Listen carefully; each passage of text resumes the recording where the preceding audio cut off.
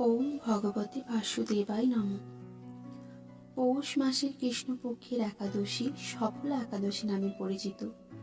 এই একাদশী পালনে সকল কাজে সফলতা প্রাপ্ত হয়।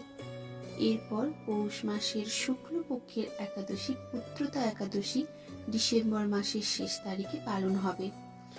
এখন আমরা জানব সফলা একাদশীর সময়সূচি।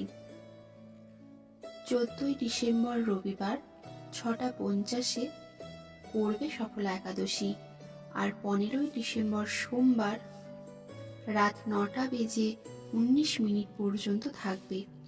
এই কারণেই একাদশী ব্রত সোমবার দিন পালন হবে।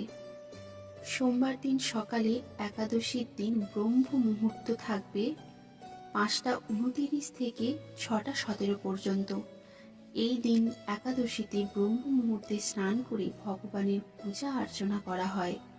একাদশীর আগের দিন অর্থাৎ দশমী তিথিতে শুদ্ধ আহার গ্রহণ করা হয়। যে পাত্রে কখনো মাছ মাংস খাওয়া হয়েছে সেই পাত্রে খাবার গ্রহণ করা নিষেধ আছে। এবং একাদশীর দিন 3 ভাবে ব্রত পালন করা হয়। 1.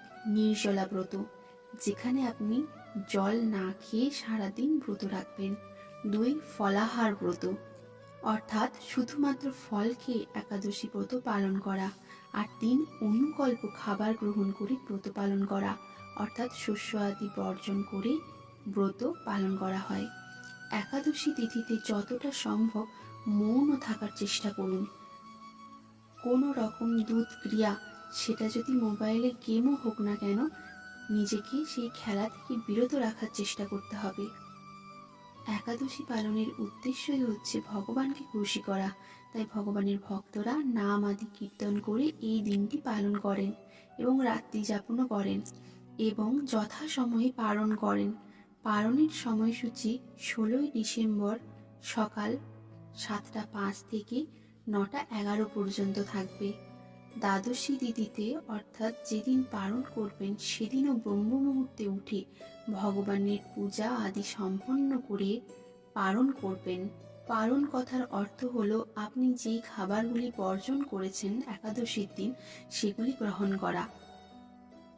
সকল শস্য আমাদের পক্ষে গ্রহণ করা সম্ভব নয়, এই কারণে মহাপ্রসাদ আপনি গ্রহণ করে পালন করতে পারেন।